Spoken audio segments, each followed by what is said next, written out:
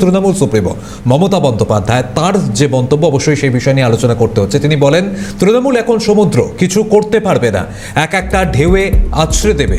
নির্বাচনী সভা থেকে বলেন মমতা বন্দ্যোপাধ্যায়। ইতিমধ্যেই প্রচারে ব্যস্ত তিনি, আর সেই প্রচার সভা থেকেই এই মন্তব্য তার।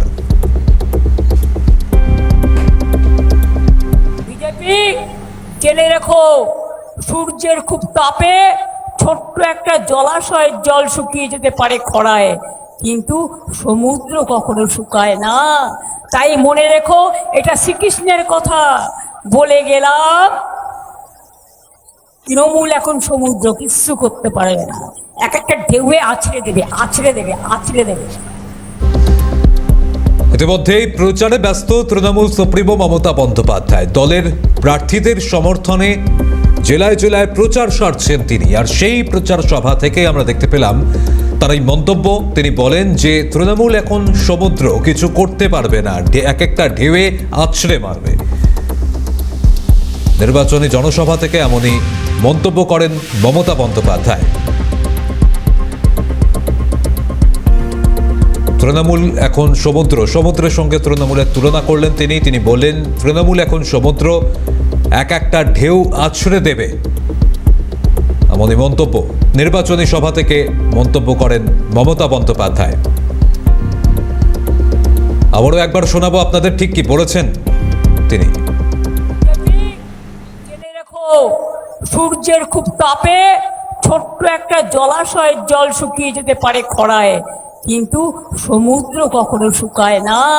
তাই মনে রেখো, এটা শ্রীকৃষ্ণের কথা বলে গেলাম। তৃণমূল এখন সমুদ্র, কিচ্ছু করতে পারবে না, এক একটা ঢেউয়ে আছড়ে দেবে, আছড়ে দেবে, আছড়ে দেবে। এই মুহূর্তে আমাদের সঙ্গে কেন্দ্রীয় বিজেপি নেতা অনির্বাণ গাঙ্গুলি রয়েছেন। অনির্বাণ দা, আপনারা শুনলেন তৃণমূল সুপ্রিমো মমতা বন্দ্যোপাধ্যায়। তিনি বলছেন যে তৃণমূল এখন সমুদ্র, সমুদ্রের সঙ্গে তুলনা করছেন, এবং তিনি বলছেন যে বিজেপি কিছু করতে পারবে না, এক একটা ঢেউ আছড়ে দেবে। কি বলবেন? না, আমি কি বলবো এই নিয়ে?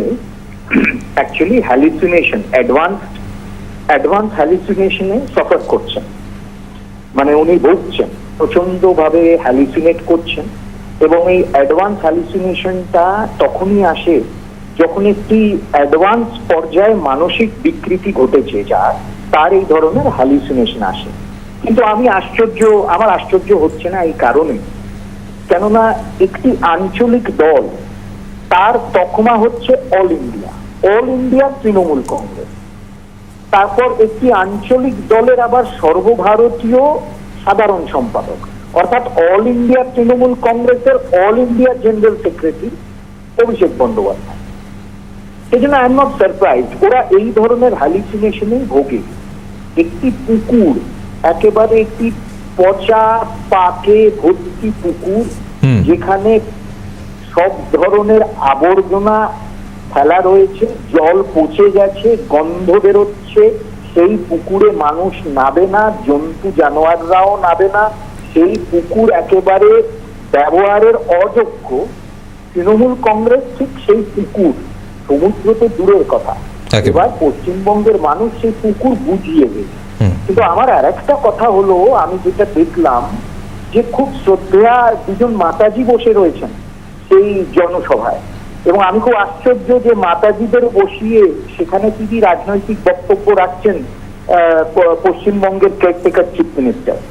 অর্থাৎ সেই মাতাজিদের অনুরোধ করবো করজোরে যে তাদের অ্যাফিলিয়েশন কি, কোন প্রতিষ্ঠানের সাথে আছেন আমি ঠিক জানি না। আমার মনে হয় তাদের এই ধরনের একেবারে মানুষের রায় অবশ্যই পরবর্তীতে কোন দিকে যায় সেদিকে তো অবশ্যই নজর রাখবো। অনির্বাণ দা, আপনাকে ধন্যবাদ জানাতে হচ্ছে। কেন্দ্রীয় বিজেপি নেতা অনির্বাণ গাঙ্গুলি ছিলেন আমাদের সঙ্গে।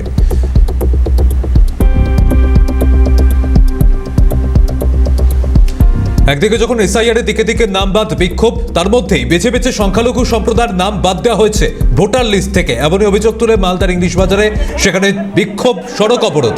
প্রতিনিধি করুণাময় সিনহা সরাসরি রয়েছেন আমাদের সঙ্গে সেখান থেকেই। করুণাময়, কি পরিস্থিতি এখন সেখানে?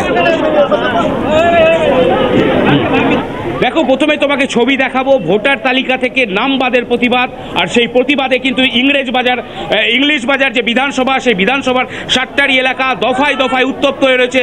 এই এলাকা সকাল থেকে অবরোধ শুরু হয়েছে এই সাতটারি এলাকায়। স্থানীয় বাসিন্দা ভোটার যারা রয়েছেন তাদের দাবি হচ্ছে যে বুথে 1100 থেকে 1200 ভোটার, সেখান থেকে প্রায় 700 ভোটারের নাম বাতিল করে দেওয়া হয়েছে এবং তারই প্রতিবাদে কিন্তু রোড ব্লক করা হয়েছে সাতটারি এলাকায় দুটি জায়গা, অমৃতি মোথাবাড়ি রাজ্য সড়ক, সেই রাজ্য সড়কে ওপরে কিন্তু রীতিমতো কাঠের গুঁড়ি ফেলে আগুন জ্বালিয়ে দেওয়া হয়েছে। বাস দিয়ে এই যে পুরো রাস্তা, সেই রাস্তা ব্লক করে দেওয়া হয়েছে। পুলিশ ঘটনাস্থলে এসে পৌঁছেছে। তোমাকে বলে রাখি, অবজারভার, ইংলিশ বাজারের অবজারভার, যিনি ইলেকশন অবজারভার, তিনি এই পথ দিয়ে যাচ্ছিলেন, তার গাড়ি আটকে রেখে বিক্ষোভ দেখানো হয়। কোনো ক্রমে পুলিশ তাদের অবজারভারকে উদ্ধার করে এখান থেকে নিয়ে যেতে সক্ষম হয়েছে। এই মুহূর্তে কিন্তু অতিরিক্ত পুলিশ সুপার তিনি ঘটনাস্থলে পৌঁছেছেন। দফায় দফায় বিক্ষোভকারীদের সাথে আলোচনা চলছে। কেন্দ্রীয় বাহিনীর জওয়ানদেরকে ঘটনাস্থলে মোতায়েন করা হয়েছে, কিন্তু এখনো যথারীতি পরিস্থিতি উত্তপ্ত রয়েছে, পরিস্থিতি স্বাভাবিক করার চেষ্টা চলছে। কথা বলছেন পুলিশের উচ্চপদস্থ আধিকারিকরা। এই মুহূর্তে মালদা জেলার অতিরিক্ত পুলিশ সুপার তিনি ঘটনাস্থলে রয়েছেন। কি পরিস্থিতি রয়েছে এখানে? আমি বলতে পারবো না, ব্যস্ত আছি আমি। বলছি, অবজারভারকে কি নিয়ে যাওয়া সম্ভব হয়েছে? আমি তো পরে এসেছি, ঠিক আছে, আমি দেখিনি, ঠিক আছে। পুলিশের তরফ থেকে অফিসিয়ালি এখনো কিছু বলা হচ্ছে না। তবে এই মুহূর্তে তোমাকে বলে রাখি যে প্রচুর মানুষ, এই যে মালদা তোমার হচ্ছে অমৃতি রাজ্য সড়ক রয়েছে, সেই রাজ্য সড়কের উপরে কিন্তু প্রচুর মানুষ তারা বিক্ষোভ দেখাচ্ছেন। আধা সামরিক বাহিনী অর্থাৎ কেন্দ্রীয় বাহিনীকে মোতায়েন করা হয়েছে। কি অভিযোগ, মূলত আপনাদের অভিযোগ কি? আমরা ভোট ডিলেট কেন করলো এটা বলছি। আমরা বলতে সেম ডকুমেন্টস জমা করলাম, অ্যাডমিট কার্ড দিলাম, মাধ্যমিকের সব ডকুমেন্টস দিলাম, আবার ভোট ডিলেট হয়ে গেল। আর যে প্রার্থী ভোটে উঠলো তাদের একদিনে ভোট ঠিক হয়ে গেল কিভাবে? এটা জবাব চাই। আর আমাদের কেন হলো না? পাবলিকের ভোট কেন ঠিক হচ্ছে না? জমা দিলাম, কাগজ কভার জমা দিব। আমরা গরিব মানুষ আছি, খাটছি তো খেতে পারছি না, কাটলে খেতে পাবো না। আর ওইরা বিজেপি পার্টি প্রধান মেম্বাররা সবাই রাজনীতি করছে। আমরা সবাই একসঙ্গে জমা দিলাম, প্রধান জমা দিল, মেম্বার জমা দিল। বলছি, কি অভিযোগ আপনাদের? কি অভিযোগ? আমাদের অভিযোগ আছে, আমাদের ভোটে ঠিক করে দিতে হবে। আমরা এডমিট দিয়েছি, রেজিস্ট্রেশন সার্টিফিকেট দিয়েছি, ভোট সার্টিফিকেট দেওয়া সত্ত্বেও আমাদের ভোটার লিস্টে নাম আসেনি কেন? অর্থাৎ দেখো, যারা ভোটার এখানকার তারা অভিযোগ করছেন যে বারংবার তারা সমস্ত নথিপত্র জমা দেওয়ার পরও কিন্তু তাদের নাম নথিভুক্ত হয়নি ভোটার তালিকায়। এই মুহূর্তে আমরা দেখতে পাচ্ছি যে ইংলিশ বাজার, সেখানে রাজ্য সড়ক অবরোধ করে যে বিক্ষোভ চলছে, অবজারভারকে আটকে রাখা হয়েছে এবং এই অভিযোগ সামনে আসছে। সেক্ষেত্রে কি কি ব্যবস্থা নেওয়া হচ্ছে তাকে সেখান থেকে উদ্ধার করে আনার জন্য করে দেওয়া হয়?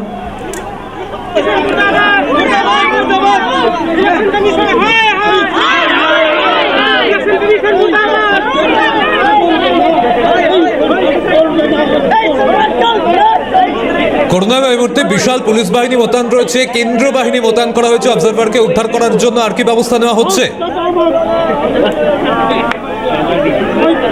দেখো, অবজারভারকে ইতিমধ্যে পুলিশের তরফ থেকে উদ্ধার করা হয়েছে এবং তোমাকে বলে রাখি এখনো পরিস্থিতি উত্তপ্ত হয়ে রয়েছে এবং সেই কারণে কিন্তু এখানে কেন্দ্রীয় বাহিনীর জওয়ানদেরকে মোতায়েন করা হয়েছে।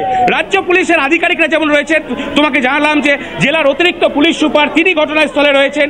কেন্দ্রীয় বাহিনীর জওয়ানদেরকে নিয়ে এসেছে, বিশাল পুলিশ বাহিনী এখানে মোতায়েন করা হয়েছে। কারণ সকাল থেকে এই যে এলাকা, সেই এলাকা দফায় দফায় উত্তপ্ত হয়েছে। এই সাতটারি এলাকা ভোটার তালিকা থেকে নাম বাতিল এবং তারই প্রতিবাদে কিন্তু এই বিক্ষোভ।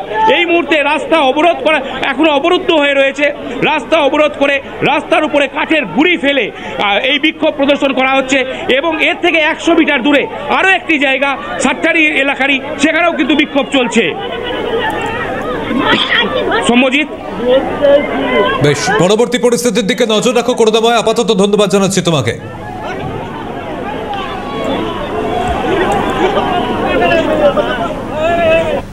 এ মুহূর্তে নজর রাখবো সিইও দপ্তরের সামনে, সেখানে বিএলওরা তারা অবস্থান বিক্ষোভে বসেছেন। দেখুন সেই ছবিটা।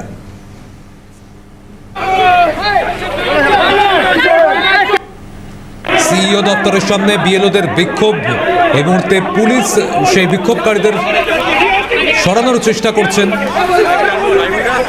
প্রতিনিধি অভিরূপা হাজরা সরাসরি সেখান থেকে রয়েছেন। অভিরূপা, কি পরিস্থিতি এই মুহূর্তে সেখানে?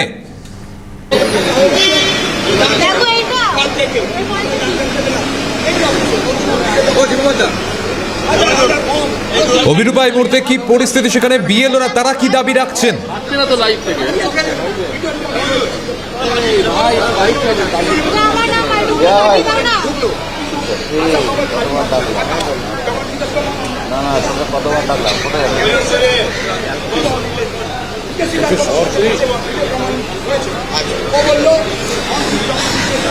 দেখো, কলকাতা সিও দপ্তরের সামনে এই মুহূর্তে বিএলও অধিকার রক্ষা কমিটি যারা রয়েছেন তারা রয়েছেন এবং তারা এখানে কিছুক্ষণ আগে গতকাল অভিষেক বন্দ্যোপাধ্যায় যে কথা বলে গিয়েছিলেন যে তৃণমূল কর্মীদের উদ্দেশ্যে যে নজর রাখতে হবে কে বা কারা আসছেন ফর্ম 6 জমা দিতে, সেই মোতাবেক তারা আজকে এখানে উপস্থিত হয়েছিলেন। সেই অনুযায়ী দেখা গেল দুজন ব্যক্তিকে তাদের অভিযোগ যে দুজন ব্যক্তি এসেছেন ব্যাগ ভর্তি ফর্ম ফিল আপ করে। একটু মহিদুল্লাহকে জিজ্ঞেস করবো, মহিদুল্লাহ কি অভিযোগ? যখন আমরা বিদ্রোহ করেছিলাম, বিরোধী দলনেতা শুভেন্দু অধিকারী এসেছিল, তার নির্দেশেই কলকাতা পূর্ব মেদিনীপুরের জেলার বিজেপি কর্মকর্তা মাথায় তিলকধারী দুটো ব্যাগ নিয়ে ফর্ম 6 নিয়ে ঢুকছিল। আমাদের নেতা অভিষেক বন্দ্যোপাধ্যায় গতকাল এসে বলেছে যে কিভাবে ভুয়ো ভোটার ঢোকাচ্ছে ফর্ম 6 এর মাধ্যমে।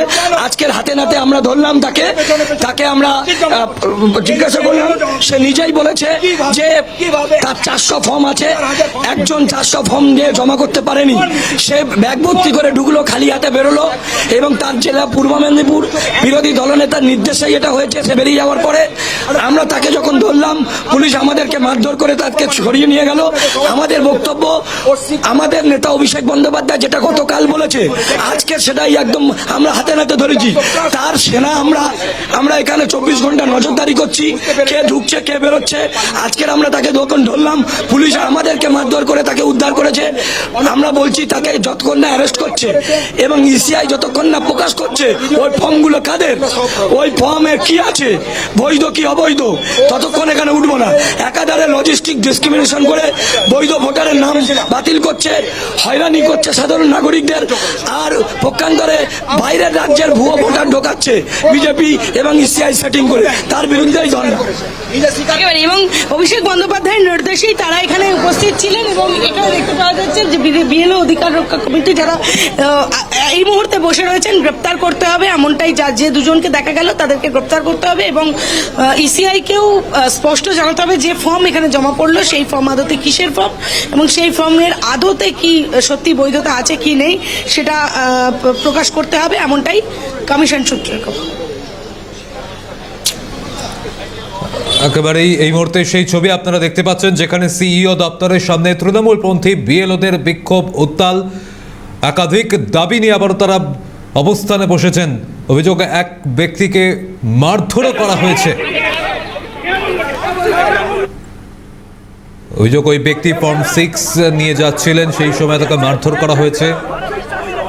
সিইও দপ্তরের বাইরে পরবর্তীতে উত্তেজনা, বিএলওরা তারা অবস্থানে বসেছেন। প্রতিনিধি অভিরূপা হাজরা সরাসরি ছিলেন আমাদের সঙ্গে। অভিরূপা, আপাতত ধন্যবাদ জানাচ্ছি তোমাকে।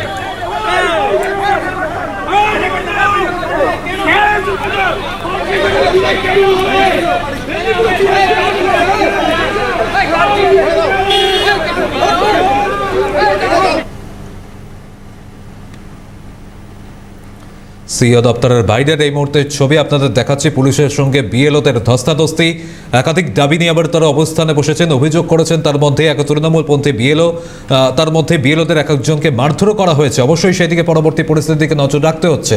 পাশাপাশি বিষ্ণুপুরের নির্বাচনী সভায় এই মুহূর্তে তৃণমূল সুপ্রিমো মমতা বন্দ্যোপাধ্যায়, দেখুন। এটা মাথায় রাখবেন। তাই আমি বলেছিলাম প্রথমে সেই বাংলাটাকে বিশ্ব বাংলা করব এবং আজকে বিশ্ব বাংলা একটা বড় ব্র্যান্ড। আমি চাই বাংলা বিশ্ব সেরা হোক, মাটির ঘরের ছেলে মেয়েরা এগিয়ে আসুক, গ্রামগঞ্জের ছেলে মেয়েরা এগিয়ে আসুক, টাউনের ছেলে মেয়েরা এগিয়ে আসুক, সাধারণ ঘরের ছেলে মেয়েরা এগিয়ে আসুক। মেয়েরা কেন তাদের বিয়ে হয়ে যাবে 14-15 বছরে? ওরা পড়াশুনো করবে, তাই কন্যাশ্রী করা হয়েছে। শুধু স্কুলে নয়, স্কুল কলেজ একদম ইউনিভার্সিটি পর্যন্ত। তপশিলি বন্ধুদের, আদিবাসীদের শিক্ষাশ্রী আছে, স্কলারশিপ, হস্টেলের টাকাও পায় তারা। সংখ্যালঘুদের জন্য ঐক্যশ্রী আছে। ওবিসিদের জন্য ওই হাদা ভোদারা জানে না, না জেনেই বাংলাকে বলে ওরা নাকি কিছু পায় না, খোঁজই রাখে না, সবটাই পায়। একটা ডিপার্টমেন্ট যেমন সুন্দরবন ডেভেলপমেন্ট, সুন্দরবনের ওইটুকু অঞ্চল দেখে, কিন্তু বাদবাকি সব ডিপার্টমেন্টের টাকা ওখানে যায়। মনে রাখবেন, বিষ্ণুপুরী ঘরানায় যে আপনাদের মেলা হয়, সঙ্গীত সম্মেলন হয়, তাতে কি শুধু বিষ্ণুপুরের লোকেরা থাকে? বাইরে থেকে কত লোক আসে, কত লোক আসে, আর ঘরে ঘরে এটার নাম আছে। আমি সঙ্গীত জগতের যত লোককে চিনি, আমাকে সন্ধ্যাদি বলতেন, গীতশ্রী সন্ধ্যা মুখোপাধ্যায়, বিষ্ণুপুরী ঘরানার এই যে সঙ্গীতের যে সুর, সুর সাধনা, যারা সঙ্গীতের সাধক তারা এটা বুঝতে পারবে এই সুর সাধনার কি মর্ম। ক্লাসিক্যাল সঙ্গীতের একটা আলাদা ঘরানা আছে, সেই ঘরানা কিন্তু বিষ্ণুপুরের সুর সাধনার একটা অংশে থাকে মিশে। তাই বিষ্ণুপুরে যেমন জয়চণ্ডী পাহাড় আছে বাঁকুড়ায়, বিষ্ণুপুর সাব ডিভিশনে মুকুটমণিপুর ডেভেলপমেন্ট অথরিটিও করা হয়েছে। এখানে যেমন ইউনিভার্সিটি এই জেলায় হয়েছে, মেডিকেল কলেজ বিখ্যাত, স্কুলগুলো বিখ্যাত, টিচাররা এত ভালো পড়াশোনা করায় এবং পিতামাতারা এত যত্ন করে, যা তাদের ছেলে মেয়েদের দেখে গর্বে আমাদের বুক ভরে যায়। এই জেলায় মাথায় রাখবেন। আমি তো চাই আপনারা বাংলায় সব সময় প্রথম থাকুন, আপনারা সব সময় মানসিকতায় প্রথম থাকুন, সংস্কৃতিতে থাকুন, সুর সাধনায় থাকুন, কাজের মাধ্যমে থাকুন। শ্রীকৃষ্ণ বলেছিলেন, কর্মই আমাদের ধর্ম, ভাগাভাগি করা আমাদের ধর্ম নয়। আপনাদের পাশেই জয়রামবাটি কামারপুকুর, ওখানেও আমি ডেভেলপমেন্ট বোর্ড করে দিয়েছি এবং 10 কোটি টাকা দিয়েছি। কামারপুকুরের মহারাজারা মা শারদার জন্মস্থান, তীর্থস্থান, আমি দেখে এসছি, অনেকবার গেছি। তারা আমাকে সাদা বোঁদে পাঠায়। ওখানেও আমার চন্দ্রকোনার মিটিংয়ে আমার সারদা মিশরের কিছু মা বোনেরা ছিলেন, তারা আশীর্বাদ নিয়ে এসেছিলেন। মনে রাখবেন, এই মানুষগুলো খুব সাহায্য করে আমাকে, ঝড় জল বন্যায় যে কোনো কাজে ভীষণভাবে সাহায্য করে। আর বিজেপি কি বলে? ভাগাভাগি করে আমরা হিন্দুদের রাজ্য করতে চাই। ওদের জিজ্ঞেস করুন, তুমি হিন্দু ধর্ম চেনো? তুমি জানো স্বাধীনতা আন্দোলনের সময় তোমার জন্ম হয়েছিল পার্টির? হ্যাঁ, আমাদের পার্টি তো ধরুন অনেক পরে আমি কংগ্রেস থেকে ভেঙে এসে, মানে আমাকে যখন তাড়িয়ে দেয় তখন আমি তৃণমূল কংগ্রেস তৈরি করি, কিন্তু আমাদের পরিবারের কেউ না কেউ তো ছিল। আপনারা কোথায় ছিলেন যখন ঈশ্বরচন্দ্র বিদ্যাসাগর শিক্ষার প্রসার ঘটালেন, বিধবা বিবাহ চালু করলেন, রাজা রামমোহন রায় সতীদাহ প্রথা রোধ করলেন, রবীন্দ্রনাথ কলম ধরলেন, সঙ্গীত ধরলেন, নজরুল গান ধরলেন, দেশবন্ধু ত্যাগ করলেন, বিনয় বাদল দীনেশ লড়াই করলেন, বুড়ি বলমের তীরে বাঘাযতীন লড়াই করলেন, ক্ষুদিরাম গান গেয়ে বললেন, একবার বিদায় দে মা ঘুরে আসি, হাসি হাসি পড়ব ফাঁসি, দেখবে ভারতবাসী। গান্ধীজি থেকে নেতাজি, রবীন্দ্রনাথ থেকে নজরুল ইসলাম, আপনাদের এখানে রামকিঙ্কর বেজ, যামিনী রায় থেকে শুরু করে অনেক বিখ্যাত মানুষের জায়গা এই বাঁকুড়া, এই বিষ্ণুপুর। আপনারা কি ভাবেন আমরা খোঁজ রাখি না? সারদা মা,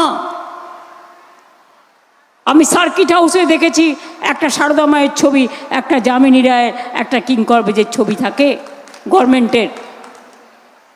এটা আমাদের গর্ব। আর সেই বাংলাকে আজকে কোথায়? আমার ওপর ওদের খুব রাগ, কেন বলুন তো? সবাইকে কিনে নিতে পেরেছে, আমাকে পারেনি। ওরা জানে আমি সব ভয় টয় পাই না। সারা জীবনে এত পিটিয়েছে আমায় সিপিএম, আর বিজেপির আমলেও সব টাকা বন্ধ। এই যে বলছিল আপনাদের প্রার্থী 2 লক্ষ কোটি টাকার ওপর আমরা পাবো, আমাদের টাকা দেয় না। আমাদের টাকা জিএসটি তুলে নিয়ে যাচ্ছে, সেই টাকা আমাদের দেয় না। আর প্লাস সিপিএম জমানার 6 লক্ষ কোটি টাকা আমাকে শোধ করতে হয়েছে, ঋণ বাবদ, ইন্টারেস্ট বাবদ। তা সত্ত্বেও একটা স্কিম বন্ধ হয়েছে আমাদের। কি সরকারি কর্মচারীরা, টিচাররা 1 তারিখে মাইনে পান কি পান না? 25% ডিএরিআর পেয়েছেন কি পাননি? লক্ষ্মীর ভাণ্ডার পান কি পান না? আগের বারে বলেছিলাম লক্ষ্মীর ভাণ্ডার করে দেব, প্রথম 500 দিয়ে শুরু করেছিলাম, এখন 1500 হয়েছে। আর শিডিউল কাস্ট শিডিউল টাইপদের 200 টাকা বেশি। ওরা ভোটের আগে বিহারে দিল 8000 ঘুষ, তারপরে ফুস, তারপরের দিনই বুলডোজার। যেই রেজাল্ট বেরিয়ে গেল অমনি বুলডোজার বলছে ফেরত দাও। একটা টেলিভিশন থাকলে পাবে না ঘরে, ফোন থাকলে পাবে না, একটা দেয়াল পাকা হলে পাবে না। আয়ুষ্মানে নেওয়া, লক্ষ্মীর ভাণ্ডারও নয়, আর বেটি বাঁচাও বেটি পढ़ाई कहा गया। मेरे को पता भी नहीं है। পাবলিসিটি ছাড়া 100 দিনের কাজে কাজ করিয়ে টাকা দেয়নি, যেন মনে হচ্ছে ওদের টাকা, এটা যে ওদের হকের টাকা এটা ভুলে গেছিল। দিল্লিতে যে গরিব লোকগুলো গিয়েছিল 100 দিনের কাজে, তাদের মারা হয়েছে, পেটানো হয়েছে, অ্যারেস্ট করে আমার এমপিদের থানায় লকআপে নিয়ে গেছে, প্রত্যেকের নামে এফআইআর করে নোটিশ দিয়েছে। এত বর্বর দল এরা, এত নিষ্ঠুর দল এরা। আমরা কিন্তু তাদের টাকা ফেরত দিয়েছি, যারা কাজ করে টাকা পায়নি, আমরা দিয়েছি রাজ্য সরকার থেকে। এবং আমরা 100 দিনের কাজ, যেদিন গান্ধীজির নাম ওরা বাদ দিল নারেগা থেকে, আমার একটা মিটিং ছিল, আমি সঙ্গে সঙ্গে সিদ্ধান্ত নিলাম গান্ধীজিকে বাদ দিয়ে দেশ চলতে পারে না। আমরা শুরু করলাম মহাত্মাশ্রী কর্মশ্রী পরিকল্পনা। কর্মশ্রীটাকে, 100 দিনের কাজটাকে আমরা মহাত্মাশ্রী করলাম। ওরা গান্ধীজিকে বর্জন করে, আমরা গ্রহণ করি। ওরা নেতাজিকে বর্জন করে, আমরা গ্রহণ করি। ওরা রবীন্দ্রনাথের নামে ভুলভাল বলে, বঙ্কিমচন্দ্র চট্টোপাধ্যায়কে বঙ্কিমদা বলে, রামকৃষ্ণ পরমহংসদেবকে স্বামী রামকৃষ্ণ বলে। ওরা বিদ্যাসাগরের মূর্তি ভাঙে, কি না করে বলুন তো? এরা বাংলাকে বোঝেই না, টেলিপ্রম্পটারে লিখে নিয়ে আসে। এই যে আমি ধরুন এখানে দাঁড়িয়ে বক্তৃতা দিচ্ছি, আমাদের কাছে বড়জোর ইনফরমেশনের একটা পয়েন্টের জন্য কাগজ থাকে যাতে সংখ্যা ভুল না হয়। ওরা কি করে, প্রত্যেকটা মিটিংয়ে এইরকম একটা টেলিপ্রিন্টার থাকে। সেটা সাদা নয়, সেটা হচ্ছে এমন গ্লাস, আপনি দেখতে পাবেন না, বুঝতেও পারবেন না। অনলি যে পড়বে সে দেখতে পাবে বড় বড় লেখা আসছে, সেই সব দেখে পড়ে, আর পড়ে বলে আমার সোনার বাংলা, সোনার। নিজেদের ভাষায় লিখে নিয়ে আসে, আর ভাবে বাঙালিরা আহারে কি সুন্দর বাংলা ভাষা বলছে। আর বাংলা ভাষায় কথা বললে উত্তরপ্রদেশে পেটাচ্ছে, রাজস্থানে পেটাচ্ছে, বিহারে পেটাচ্ছে, উড়িষ্যায় পেটাচ্ছে, হোটেলে থাকতে পর্যন্ত দিচ্ছে না। বাংলায় নাকি সব অনুপ্রবেশকারী। আমি বলি তোমরা সবচেয়ে বড় অনুপ্রবেশকারী, বিজেপি পার্টি। দেশটাকে ধ্বংস করেছ। কংসের দল, ওরা কংস, তাই করেছে দেশটাকে ধ্বংস। এসআইআর করার কোনো প্রয়োজন ছিল বলুন তো ভোটের 3 মাস আগে? কেন কেন কেন? যদি 2024-এর ভোটার লিস্টে নরেন্দ্র মোদী দেশের প্রধানমন্ত্রী হয়, তাহলে আপনার ভোটাধিকার আপনি প্রয়োগ করেছিলেন, তাহলে তো নরেন্দ্র মোদীর প্রথম পদত্যাগ করা উচিত। আপনাদের জন্য